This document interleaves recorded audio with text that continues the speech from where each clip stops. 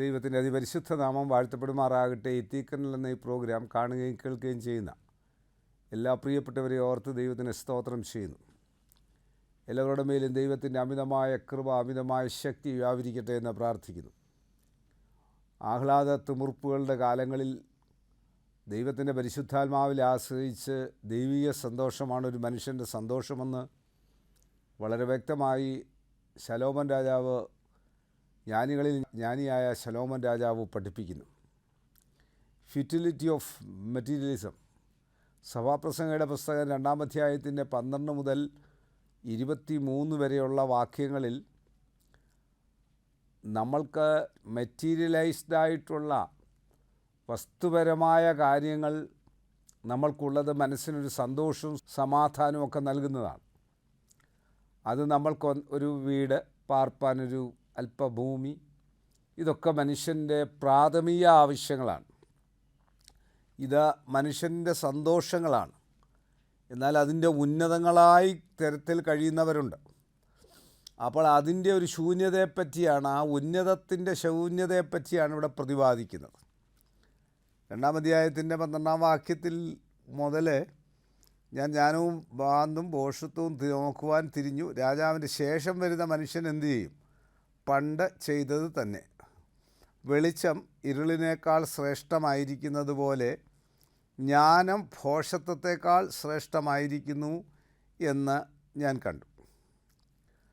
ജ്ഞാനമാണ് ഭോഷത്വം പ്രവർത്തിക്കുന്നതിൽ നല്ലത്. ജ്ഞാനം വേണം. Solomon successor may take up the same issue but will not arrive at any better solution to the paradox of life. സോളമന് ശേഷം വന്ന ഒരു രാജാക്കന്മാരും ഇസ്രയേലിൽ ഇന്നുവരെയും അതുപോലെ മിടുക്കരായി സക്സസ് ആയിട്ടില്ല. എന്നാൽ ഗതി 2 പേർക്കും ഒന്ന് തന്നെയാണ്. അതാണ് ശലോമോൻ പറയുന്നത്. 2 പേരുടെയും ഗതി ഒന്നാണ്. ജ്ഞാനം ഭോഷത്വത്തെക്കാൾ നല്ലതാണ്. വെളിച്ച വിരലിനേക്കാൾ ശ്രേഷ്ഠമായിരിക്കുന്നത് പോലെ ജ്ഞാനം ഭോഷത്വത്തേക്കാൾ നല്ലതാണ്.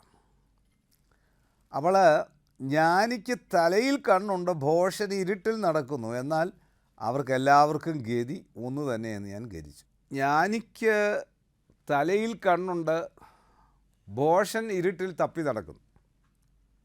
അതാ വ്യത്യാസം. ബ്രെയിനകത്തൊരു കണ്ണ് വേണം. നമ്മുടെ ബ്രെയിൻ വർക്ക് ചെയ്യുമ്പോൾ കാണുകയും കൂടെ ചെയ്യാൻ സാധിക്കണം. കാണാതെ ബ്രെയിൻ വർക്ക് ചെയ്യരുത്. ഭോഷൻ ഇരുട്ടിൽ നടക്കുമ്പോൾ അവനെങ്ങനെ കാണുന്നേ? അവന് വലിയ മിടുക്കനാണെന്നാണ് അവൻ്റെ ഭാവം, അതാണ് അവൻ്റെ ഇരുട്ട്. നീ മിടുക്കനാണെന്ന് ഭാവം കാണിച്ചാൽ നീ ഇരുട്ടിലാണെന്ന് ഓർത്തോണം. നീ ആരെയെങ്കിലും പറ്റിക്കാമെന്ന് വിചാരിച്ചാലും നീ ഇരുട്ടിലാണെന്ന് ഓർത്തോണം.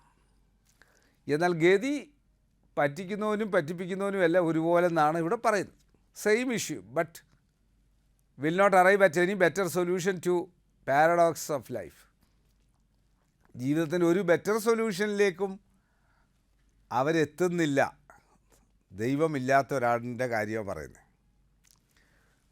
അതിൻ്റെ 14-ാം വാക്യത്തിൽ കാണുന്നത് പോലെ both wise and foolish man eventually meet death and are forgotten even though in life the wise has an advantage. ഈ വെളിച്ച വിരലിനേക്കാൾ ശ്രേഷ്ഠമായിരിക്കുന്ന പോലെ ജ്ഞാനം ഫോഷത്തേക്കാൾ ശ്രേഷ്ഠമായിരിക്കുന്നു ഞാൻ കണ്ടു. ഈ രണ്ടുപേരുടെയും ഗതി ഒന്നാണെങ്കിലും പക്ഷെങ്കിൽ അതിനകത്തെ കോൺട്രിബ്യൂഷൻ നമ്മളുടെ നന്മ വിതച്ചവർക്ക് അതിൻ്റേതായ അഡ്വാൻറ്റേജസ് ലഭിക്കാൻ സാധിച്ചിട്ടുണ്ട്. നീ ഭൂമിയിലായിരിക്കുമ്പോൾ തന്നെ നീ ഒരു ഭോഷനാണെങ്കിൽ, നീ ഒരു വിഡ്ഢിയാണെങ്കിൽ, ദൈവമില്ല എന്ന മൂഢൻ തൻ്റെ ഹൃദയത്തിൽ പറയുന്ന, ദൈവം ഇല്ലെങ്കിലാണ് നീ വിഡ്ഢിയാകും. ദൈവമില്ലെങ്കിലും ദൈവത്തോട് ബന്ധമില്ലെങ്കിലും ഒരു ദൈവീയ സ്ഥലത്ത് പോലും നിനക്ക് ഇരിക്കാൻ ഒക്കുകയില്ല. ആ ദൈവീയ സാന്നിധ്യം അനുഭവിക്കുവാൻ നിനക്ക് സാധിക്കണമെങ്കിൽ നീ ദൈവത്തോടുള്ള പറ്റുമാനത്തിലിരിക്കണം. നീ ആരുമായിക്കൊള്ളട്ടെ, ഏത് മതസ്ഥനായിക്കൊള്ളട്ടെ, നിന്നെ നിർത്തേണ്ടാത്തടത്ത് നിർത്തുന്നവനല്ല എൻ്റെ ദൈവം. അതുകൊണ്ട് ജ്ഞാനം ഭോഷത്വത്തെക്കാൾ വിലയേറിയതായതുകൊണ്ട് ജ്ഞാനിക്കെപ്പോഴും ജ്ഞാനിയുടേതായിട്ടുള്ള വിലയും നിലയുമുണ്ട്. നീ ഒരു ഭോഷനായി പോകരുത്. നീ ബുദ്ധിയോടെ പെരുമാറണം, ബുദ്ധിയോടെ കൈകാര്യം ചെയ്യണം. എങ്ങനെയാണ് ബുദ്ധിയോടെ കൈകാര്യം ചെയ്യേണ്ടത്? ആ ബ്രെയിനിലെ കണ്ണുകൊണ്ട് നീ മറ്റുള്ള ഒരാളെ കാണാൻ സാധിക്കണം. ഇവൻ ആരാണ്, ഇവൻ എന്താണ്, ഇവൻ ചെയ്യുന്ന ഇവൻ്റെ നന്മ എന്താണ്, അവൻ്റെ തിന്മ എന്താണ്. ആ നന്മ ദൈവരാജ്യത്തിന് പ്രയോജനപ്പെടുത്തുവാൻ സാധിക്കുമെങ്കിൽ അവനെ കൊണ്ടത് പ്രയോജനപ്പെടുത്തണം. അത് പ്രയോജനപ്പെടുത്തിയെടുക്കാനായിട്ട് സാധിക്കണം. അതിൽ താഴോട്ട് വായിക്കുമ്പോൾ ആകയാൽ ഞാൻ എന്നോട് തന്നെ ഭോഷനും എനിക്കും ഗതി ഒന്നു തന്നെ, പിന്നെ ഞാൻ എന്തിനധികം ജ്ഞാനം സമ്പാദിക്കുന്നു എന്ന് പറഞ്ഞു, അതും മായ എത്രയെന്ന് ഞാൻ മനസ്സിൽ പറഞ്ഞു. ഭോഷനെക്കുറിച്ചാകട്ടെ ജ്ഞാനിയെക്കുറിച്ചാകട്ടെ ശാശ്വതമായ ഓർമ്മയില്ല. വരുംകാലത്ത് അവരെയൊക്കെയും മറന്നുപോകും. അയ്യോ, ഭോഷൻ മരിക്കുന്ന പോലെ ജ്ഞാനിയും മരിക്കും. അങ്ങനെ സൂര്യൻ കീഴെ അടക്കുന്ന കാര്യം എനിക്ക് അനിഷ്ടമായതുകൊണ്ട് ഞാൻ ജീവനെ വെറുത്തു. എല്ലാം മായയും വൃഥാ പ്രയത്നവും അത്രേ. ശലോമോൻ ജീവനെ വെറുക്കാൻ കാരണം ആ ദൈവത്തെക്കാൾ ജ്ഞാനത്തെയും സ്വത്തിനെയും ഒക്കെ താല്പര്യപ്പെട്ടു. ശലോമോൻ ഒരു നല്ല ആവശ്യമാണ് ദൈവത്തോട് ചോദിച്ചത്. ശലോമോൻ രാജാവായപ്പോൾ ചോദിച്ചത്, ദൈവം ചോദിച്ചതിന് നിനക്കെന്ത് വരം ചോദിച്ചോ, നിനക്കെന്ത് അനുഗ്രഹമാണ് ഞാൻ തരേണ്ടത്? ശലോമോൻ പറഞ്ഞത്, ഈ ജനത്തെ നയിക്കുവാനുള്ള പ്രാപ്തിയില്ല, ഈ ജനത്തെ നയിക്കാനുള്ള അറിവില്ല, കൃപയില്ല. ഒരു ലീഡർക്ക് വേണ്ടത് തൻ്റെ ജനത്തിന് പ്രയോജനമുള്ള കാര്യം ചെയ്ത് ഒരു ജനത്തെ നയിക്കാനാണ്.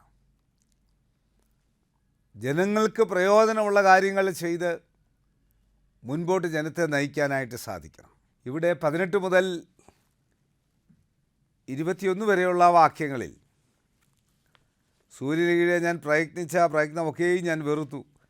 എൻ്റെ ശേഷം വരുവാനിരിക്കുന്ന മനുഷ്യന് ഞാൻ എന്ത് വെച്ചേക്കേണ്ടി വരുമല്ലോ. അവൻ ജ്ഞാനിയായിരിക്കുമോ ഭോഷനായിരിക്കുമോ ആർക്കറിയാം. എന്തായാലും ഞാൻ സൂര്യന് കീഴെ പ്രയത്നിച്ച് ജ്ഞാനം വിളങ്ങിയതുമായ സകല പ്രയത്നത്തിന്മേലും അവൻ അധികാരം പ്രാപിക്കും. അതും മായ അത്രേ. Solomon's despair over leaving the results of his labor to another. താൻ പ്രവർത്തിച്ചു, തൻ്റെ പ്രവർത്തന മേഖലയുണ്ടായിരുന്നു. അത് കഴിഞ്ഞ് അടുത്ത ഒരുത്തന് ഇത് കൊടുക്കണമല്ലോ, അടുത്ത ഒരു ആൾ ഇത് പകരുമല്ലോ എന്നുള്ളത്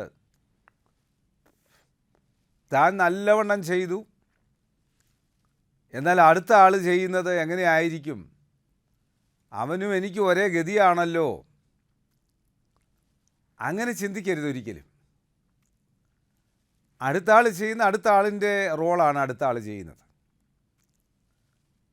ഒരു പക്ഷെങ്കിൽ നിനക്കില്ലാത്ത ഒത്തിരി നന്മ അടുത്ത ആളിന് കാണും. നിന്നിലുള്ള നന്മ എന്തായിരുന്നെന്ന് അടുത്ത ആൾ വരുമ്പോഴും അറിയും.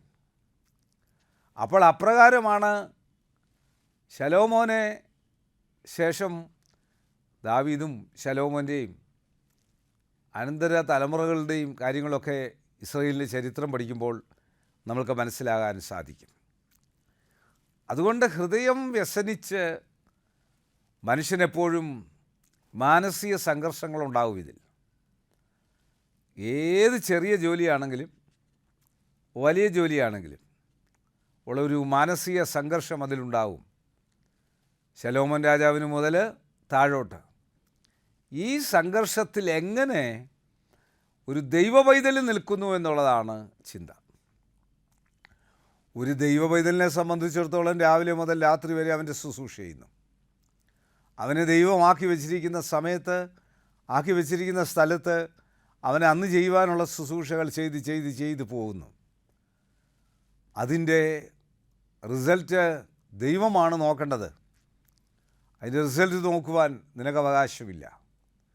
ഞാൻ ചെയ്യുന്നതിന് വല്ല റിസൾട്ട് കിട്ടുന്നുണ്ടോ എന്നുള്ളത് എൻ്റെ പണിയല്ല.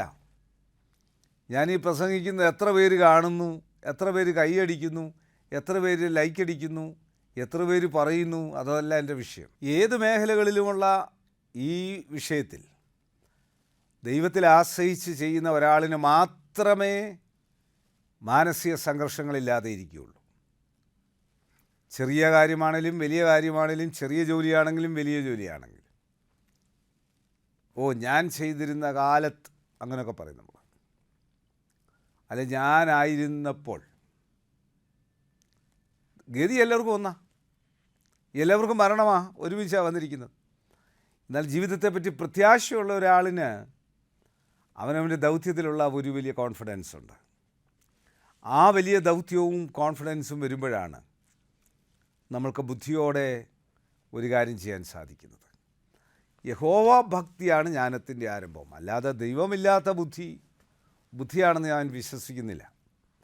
ദൈവമില്ലാത്തവൻ ബുദ്ധിമാനാണെന്നും ഞാൻ വിശ്വസിക്കുന്നില്ല. കഴിഞ്ഞൊരു ദിവസം ഒരാളിൻ്റെ കാര്യം കേട്ട് വളരെ മിടുക്കനാണ്. ആ മിടുക്കനായ മനുഷ്യനൊരു മിടുക്കിയായ പെണ്ണിനെ കെട്ടാൻ പോകുന്നു. രണ്ടുപേരും അവർക്ക് ദൈവവുമായിട്ടൊരു ബന്ധവുമില്ല. വലിയ മിടുക്കരും ബുദ്ധിമാന്മാരുമാണ്. പണമുണ്ടാക്കേണ്ടത് എങ്ങനെയാണെന്നറിയാം. എന്നാൽ അവർക്ക് ദൈവവുമായുള്ള ബന്ധമില്ലാത്തത് കൊണ്ട് അവർക്കൊരിക്കലും നിലനിൽപ്പുണ്ടാകുകയില്ല. എത്ര നാളാണ് അങ്ങനെ നമുക്ക് നിൽക്കാനൊക്കുന്നത്? ജീവിതത്തിൻ്റെ അനുഭവങ്ങളിൽ ബുദ്ധി കൊണ്ട് ഒന്നിനെ ഓവർകം ചെയ്യാൻ സാധിക്കുകയില്ല. പണം കൊണ്ട് ഒന്നിനെ ഓവർകം ചെയ്യാൻ സാധിക്കുകയില്ല. പൊസിഷൻ കൊണ്ട് ഒന്നിനെ ഓവർകം ചെയ്യാൻ സാധിക്കുകയില്ല. ഏതിനെ ഓവർകം ചെയ്യണമെങ്കിൽ ദൈവത്തിൻ്റെ പരിശുദ്ധാത്മാവിൻ്റെ പ്രൊട്ടക്ഷനാണ് ആവശ്യം. ആ ദൈവത്തിൻ്റെ പരിശുദ്ധാത്മാവിൻ്റെ പ്രൊട്ടക്ഷൻ നമ്മളോടുള്ളപ്പോൾ ഏത് പ്രതികൂല അവസ്ഥകളെയും അതിജീവിച്ച് മുൻപോട്ട് കയറുവാൻ സാധിക്കും. ഇത് മാനുഷികമായി ഒരു വലിയ മനുഷ്യൻ്റെ ഡിപ്രഷനാണ് ഇവിടെ പറയുന്നത്. ഈ ഡിപ്രഷൻ വലിയ മനുഷ്യനുണ്ടോ എന്നൊക്കെ സ്വാഭാവികമായിട്ട് തോന്നാം. വലിയ മനുഷ്യനുമുണ്ട്. 22-23 വാക്യങ്ങളിൽ വളരെ വ്യക്തമായി അത് പറയുന്നുണ്ട്. സൂര്യന് കീഴെ പ്രയത്നിക്കുന്ന സകല പ്രയത്നം കൊണ്ടും ഹൃദയ പരിശ്രമം കൊണ്ടും മനുഷ്യന് എന്ത് ഫലം?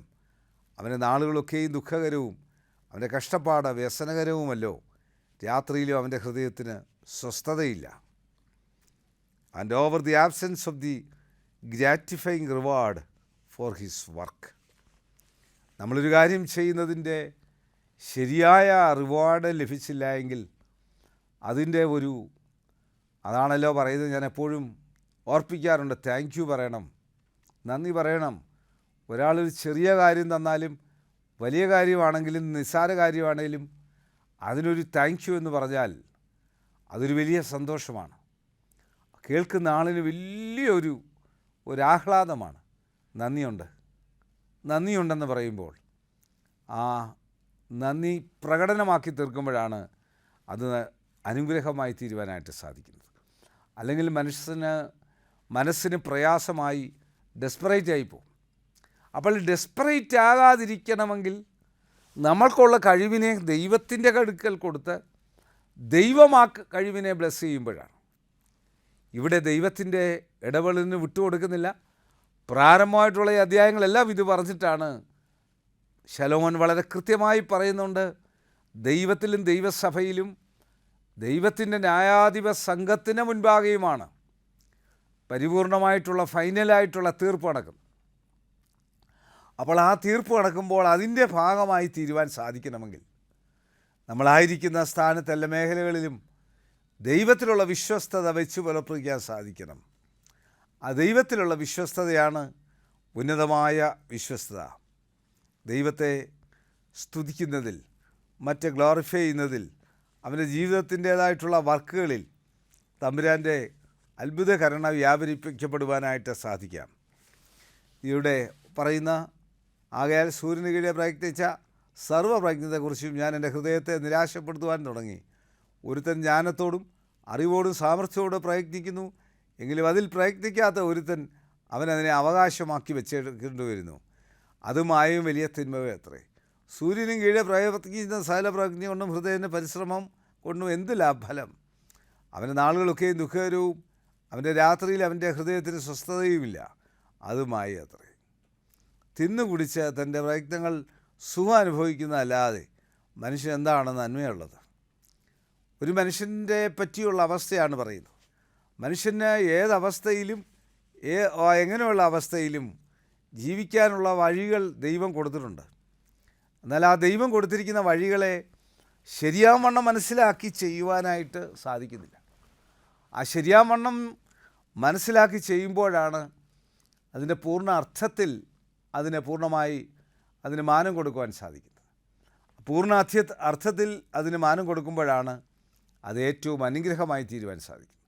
അതുകൊണ്ട് ഈ വചനം കേൾക്കുന്ന പ്രിയമുള്ളവരോട് ഓർപ്പിക്കുവാനുള്ളത്, ദൈവത്തിൻ്റെ മാറ്റമില്ലാത്ത വചനത്തിന് അടിസ്ഥാനപ്പെട്ട് നമ്മൾ ഏത് മേഖലകളിലാണെങ്കിലും, ഏതെല്ലാം തരത്തിലാണെങ്കിലും, ഏതെല്ലാം ഉന്നത ഭാവങ്ങളിലാണെങ്കിലും അവിടെ ഈ ഫ്യൂട്ടിലിറ്റി ഓഫ് മെറ്റീരിയലിസത്തിന് വേദനകളുണ്ട്, സങ്കടങ്ങളുണ്ട് എന്നെപ്പോഴും ഓർത്തണം. ഏതൊരു വസ്തുവിനും അതിൻ്റേതായിട്ടുള്ള സങ്കടങ്ങളും വേദനകളുമുണ്ട്. ഏതൊരു പ്രസ്ഥാനങ്ങൾക്കും അതിൻ്റേതായിട്ടുള്ള വേദനകളും സങ്കടങ്ങളുമുണ്ട്. അതുകൊണ്ട് ദൈവത്തിൻ്റെ സന്നിധിയിൽ നമ്മളായിരിക്കുമ്പോൾ നമ്മൾക്ക് ദൈവത്തെ കൂടാതെ ഒന്നും ചെയ്യരുത്. ദൈവത്തെക്കാൾ മറ്റു പ്രയോറിറ്റീസ് ഒന്നിനും നൽകരുത്. അവിടെയാണ് ദൈവം പ്രവർത്തിക്കുന്നത്. അവിടെ ദൈവം നമ്മുടെ കൂടെ കാണും. കാരണം ദൈവത്തിന് നമ്മൾ കൂടെ ഉണ്ട് എന്നുള്ള വലിയ ചിന്ത വരുമ്പോൾ ദൈവത്തിൻ്റെ സന്നിധി, ദൈവത്തിന് നമ്മുടെ ഒന്നും ആവശ്യമില്ല. എന്നാൽ നമ്മുടെ സ്തുതിയും സ്തോത്രവും ദൈവം ആഗ്രഹിക്കുന്നതാണ്. നമ്മുടെ പ്രസൻസ് ദൈവം ആഗ്രഹിക്കുന്നതാണ്. നമ്മൾക്ക് ഏറ്റവും ഇഷ്ടമുള്ളവർ നമ്മളോട് കാണുന്ന നമുക്ക് ഇഷ്ടമല്ലേ? അപ്പോൾ അങ്ങനെയുള്ള ഒരു പ്രത്യേക സാഹചര്യത്തിൽ നമ്മൾക്ക് അറിയാവുന്നതുപോലെ നമ്മൾക്ക് പ്രതികരിക്കുവാൻ സാധിക്കുമ്പോൾ അത്ഭുതകരമായി നമ്മളെ വഴി നടത്തുന്ന ഒരു ദൈവീയ ശക്തിയുണ്ട് എന്ന് മനസ്സിലായിക്കണം. അതുകൊണ്ട് ഏത് മനുഷ്യനും ഏതവസ്ഥയിലും നിലനിന്ന് പോകുവാനായിട്ട് പഠിക്കണം. ഗതി ഒന്നാണെന്ന് ഓർത്തോണം. എല്ലാവരുടെയും ഗതി ഒന്നാണ് എന്ന് ഓർക്കുവാൻ സാധിക്കുമ്പോഴാണ് ഏത് മനുഷ്യൻ്റെയും അവസ്ഥകളിൽ ഉണ്ടാകുന്നതായിട്ടുള്ള വലിയ വിജയം, ഏത് മനുഷ്യൻ്റെ അവസ്ഥകളിൽ ഉണ്ടാകുന്ന വലിയ വിജയത്തിന് കാരണം മനുഷ്യൻ്റെ നിലപാടുകളാണ്. മനുഷ്യൻ്റെ നിലപാടുകൾ, ദൈവമില്ലാത്ത നിലപാടുകളും ദൈവത്തിനും ദൈവസഭയ്ക്കും നിരക്കാത്ത നിലപാടുകളും, ദൈവത്തിനും ദൈവസഭയ്ക്കും എതിരായിട്ടുള്ള തീരുമാനങ്ങൾ, എതിരായിട്ടുള്ള കാര്യങ്ങൾ, അങ്ങനെ ഓരോ കാര്യങ്ങളിൽ നമ്മൾ ചെയ്യുമ്പോൾ, നമ്മൾ വ്യാപൃതരാകുമ്പോൾ അതെങ്ങനെ വേണം, എന്തു വേണമെന്ന് വളരെ ആലോചിച്ച് ചെയ്യുവാനായിട്ട് സാധിക്കണം. ആലോചിച്ച് ചെയ്തില്ലെങ്കിൽ അബദ്ധത്തിൽ നമ്മൾ പെട്ടുപോകും. അതുകൊണ്ട് ദൈവം നമ്മളെ ഏൽപ്പിച്ചിരിക്കുന്ന താലന്തുകൾ, ദൈവം നമ്മളെ ഏൽപ്പിച്ചിരിക്കുന്ന കഴിവുകൾ, ഇതെല്ലാം നമ്മൾ ഒരുമനപ്പെട്ട് കോർത്തിണക്കി കൊണ്ടുപോകാൻ സാധിക്കണം. ഒരുമനപ്പെട്ട് കോർത്തിണക്കി കൊണ്ടുപോകുമ്പോൾ മാത്രമേ അത് ശരിയായ ഒരു ദിശയിലെത്തിച്ച് മുൻപോട്ട് കൊണ്ടുപോകാൻ സാധിക്കുകയുള്ളൂ. കണ്ണുകടയ്ക്കാൻ പ്രാർത്ഥിക്കാം.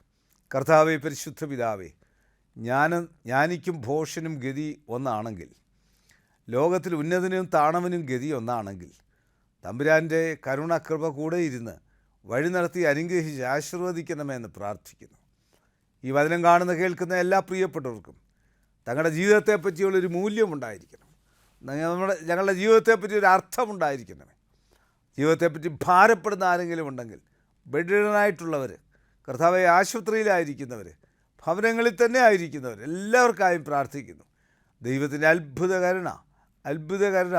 അത്ഭുതകരണ എല്ലാവരുടെ മേലും ഒരുപോലെ വ്യാപരിക്കണമേ.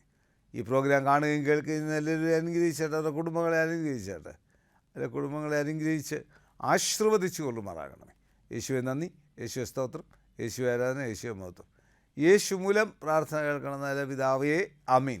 God bless you.